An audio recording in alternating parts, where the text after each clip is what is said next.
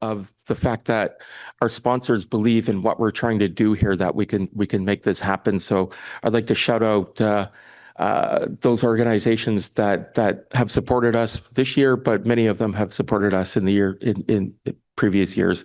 Number one is Canary, great organization, and there's some representatives from Canary in the room. ICANN, a longtime supporter of the summit, and they're setting up a booth over there, and you'll hear from them later this afternoon about their new GTLD program. I'll let them explain it later, but because it gets a little deep. ARIN, the American Registry for Internet Numbers, they're a longtime sponsor as well. The folks at CIRA, the Canadian Internet Registration Authority, my former organization, great group.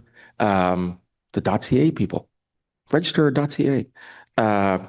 TELUS are sponsoring the 2 receptions we have this year. So we have a reception after the event closes today, and then another one tomorrow, and TELUS has come on board to sponsor both of those.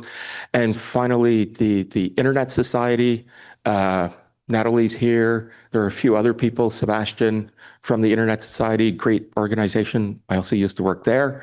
But the Internet Society is actually where the summit started, and is transitioning to the ICI, and eventually, well, you'll hear more about it tomorrow, but will truly be Indigenous-led very soon.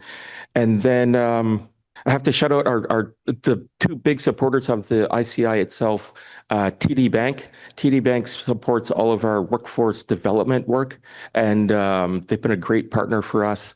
And also the MasterCard Foundation, who saw what we were trying to do 3 years ago and have given us the money to do what we're doing here. So if you can, support these organizations, but that's all I needed to say. And I'm looking for Fred. Oh, there's Fred. Cool. So thank you. Mark had mentioned some of the sponsors, and we definitely appreciate the sponsors. And I think for the sponsors to be out here, you take that chance. But it's interesting because of like when we hear some of our presentations yesterday, for some of those businesses that decided to team up, like what Lyle was mentioning with telco and stuff, you go into some very interesting areas and places that you haven't gone before. And you get some, this is where you start a lot of the innovations. And this is where you get some really good firsthand experiences, and you have that, you become that resource person because you're thinking they're going outside the box. And this is one of the things when we get together like this, for especially like an ICI. And today I see some new faces in the audience. There's a new table over here. There's I haven't seen them. I didn't see them yesterday. They're all smiling, but they're not sure. But I'm going to pick on them over there because I picked on everybody else. The youth are them. They're used to being picked on in the various organizations.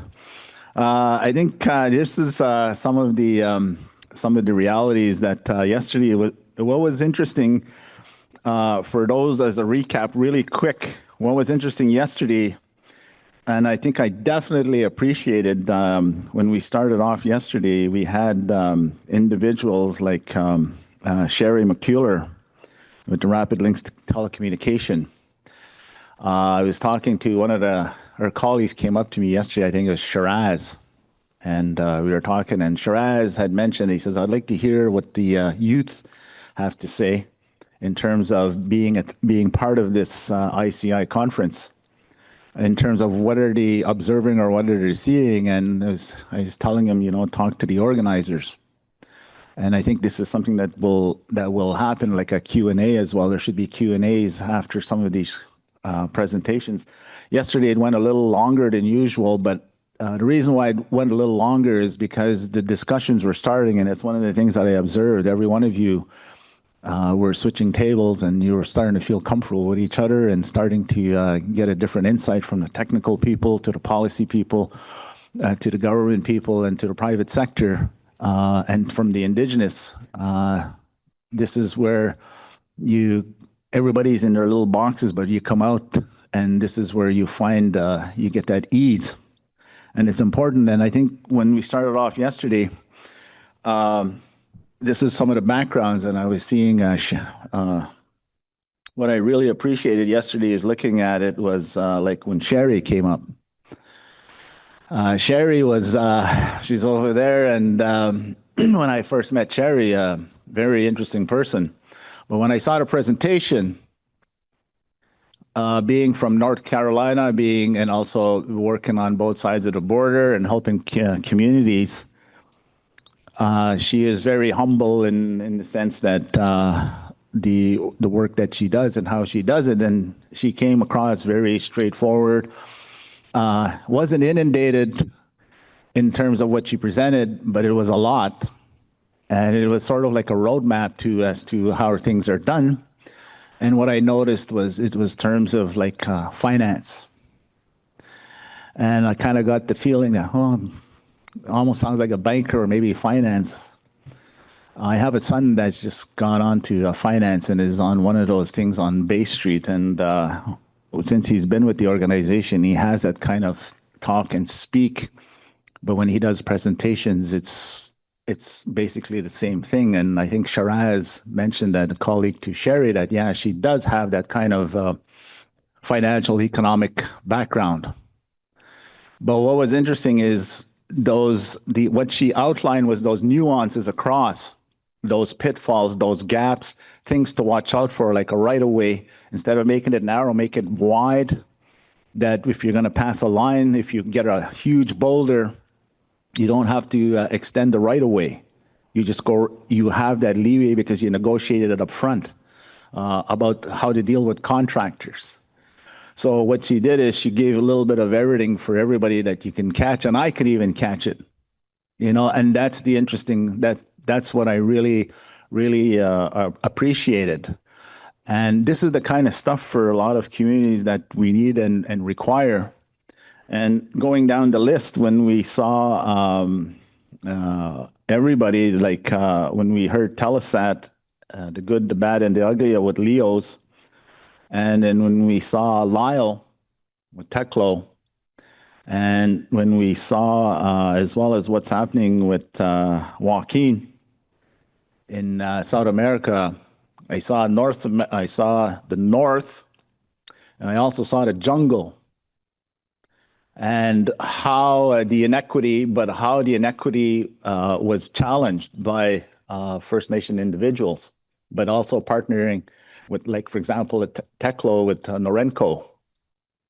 They stepped out of their comfort zone, and it just happened to be someone like Lyle to be able to come up with a plan and saying, yeah, we definitely need that kind of, we need connectivity. And the same with Joaquin.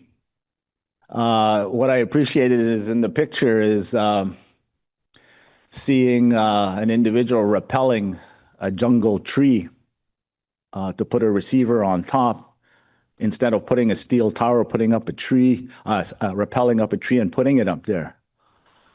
Something that's, how do you say, eco-friendly, etc. So those are some of the things, and I got a laugh. It reminded me of things was when they had APTN, when they first came online. I didn't have, I had satellite. I couldn't get cable or anything because a little far of it, I got a satellite. And of all things that were available was Bell. And Bell told me, you can have satellite, but you're going to have to cut a lot of trees so you get a scope, because you got a lot of trees in your area around your house. And I looked at him and I says, I can't cut the trees because it's the shade. I don't have air conditioning. I don't need air conditioning, but I was careful in what I did with the trees. And he gave me a scope. He says, it's got to be this many degrees to get the satellite. And I asked him where. He says, right there. He says, you see that big poplar tree right there? He says, yeah.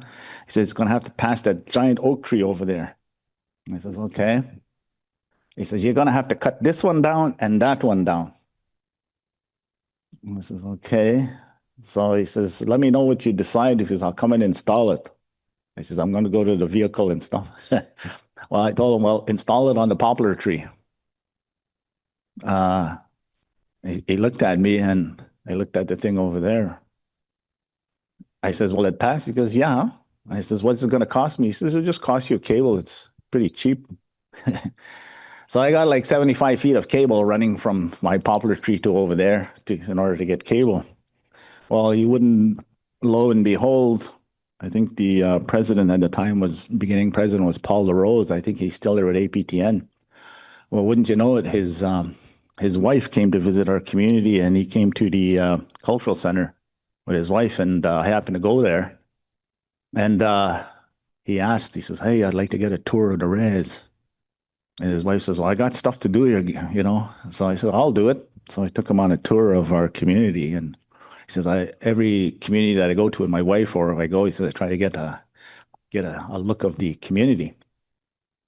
And he says, "Okay, I'll take you around." He says, "Let's see where you stay." He says, what do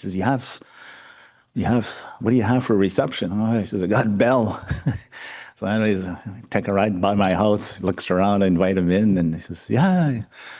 And the first thing he saw was that satellite dish stuck to the poplar tree. He started laughing. He says, "I got to get a picture." He says, "Only on the res where you see a satellite dish stuck to a tree." I says, "Well, I was thinking of putting an outhouse there, but," I says, "the tree will do, you know." So these are some of the things that we see, and these are things that from an Indigenous perspective. Gerald, you're out there? Come on up here, Gerald. Come on up, Gerald. Gerald? Okay. We're going to start clapping if you don't come up. So, come on, Gerald. Either that. Gerald? Either that or I'm going to bring a cordless mic to you. Okay, I'm going to bring the cordless mic to you. Well, we're going to get on standby here. We're going to get Gerald, but for our next day here, we're going to get the Mohawk Networks, Jason Hall. Jason, wherever you are, just stand by, but we're going to get Gerald, okay? But come on up. Come on up. Have a seat there. Gerald, I'm going to bring the mic to you.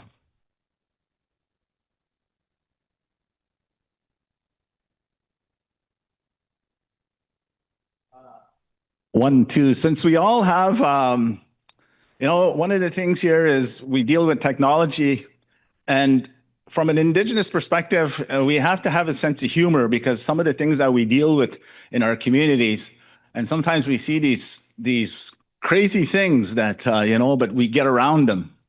And this is one of the things, and I'm gonna get Gerald to tell this one.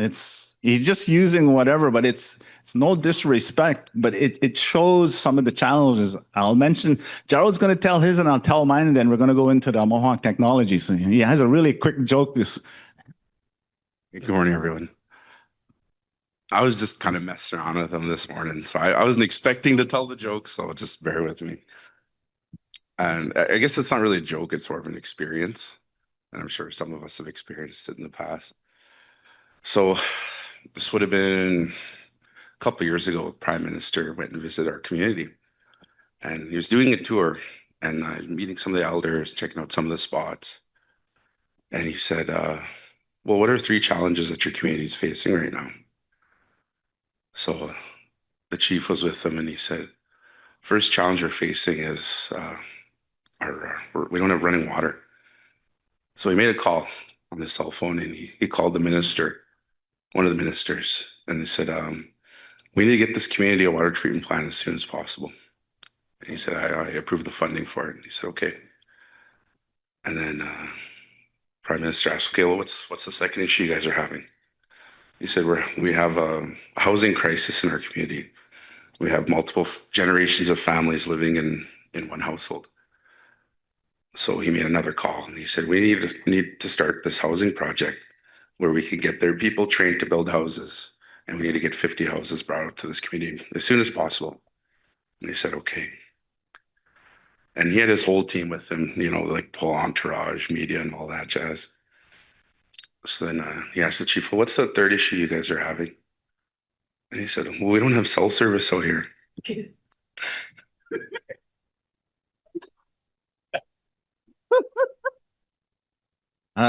audience a delayed response. I think, Gerald, I think it's a little too early, right? No, but this is, and I'll give you and this is for real too. This is one here where we had, anybody know Belinda Stronach?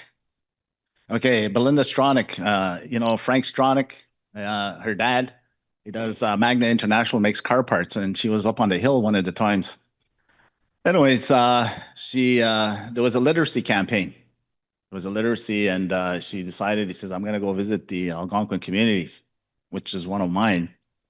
And she had heard, and she says, I want to assist in literacy. So the handlers come up and they ask, we're going to come to your community, maybe one of yours and some of the others we're going to visit. So, and she wants to make a presentation and she wants to make a donation. And he says, okay, so we prepare and everything and, get all the people coming in. And one of the things, she comes down and she makes the announcement and she says, and I'll provide 40 laptops to this community. She says, I've seen all the communities and I've seen all. And it's just this one particular community is about 3 hours north of my community. And she goes, and to assist in their education, we are donating these 40 laptops. So a representative from that community was there, and she was, they're feeling good and everything. And one hand from that one community raised the hand and says, yeah, half of us don't have internet. You should have seen the handlers. The handlers scrambled and everything, and and all the Indians were laughing. None of the others were not laughing. So these are some of the realities that still exist. But what we got here yesterday, and we started is we see what partnerships, joint ventures, financing, and what is the initiative from communities and partners has done. And this is the interesting part. Like, it's outside of the box.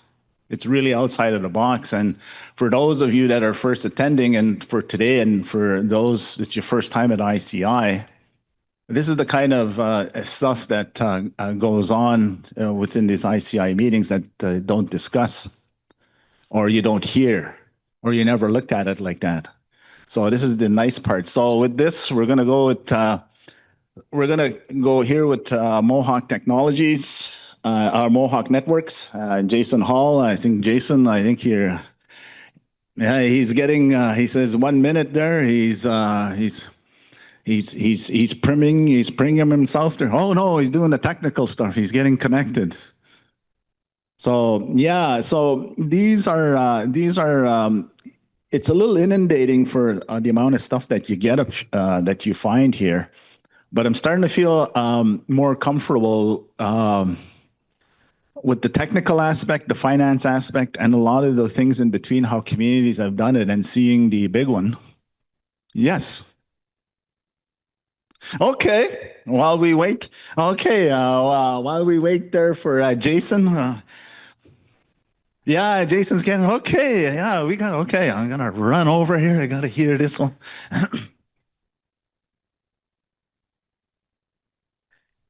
So the communities on the James Bay coast don't have cellular. Like Fort Albany and Sheshwan does not have cellular. And in 2010, I went into Attawapskat to deploy a cellular network. I managed that project. And a few years later, well, the perimeter of the reach was only about 17 kilometers. So a few years later, I was talking to a friend of mine. His name is Andrew Kustachin, and he runs the community sportsplex in Attawapskat. There's an island just east of Attawapskat called Akimiski Island. And that's where some of the families go and they have their hunt camps. So Andrew has a family. He has 7 kids. And I always tease him about how his family is actually a baseball team. And because there's 9 players. But anyway, he went out to the camp, and when Fred was talking about the tree idea, that sparked this memory in me. So one night, Andrew was at his camp and he heard voices. He heard someone talking. And he went around, he couldn't figure out where this noise was coming from. And it was his son up a tree talking to his girlfriend in Attawapskat, like about, I don't know, 17 kilometers away. So, you know, the internet is marvelous and connectivity is marvelous for those sorts of things as well.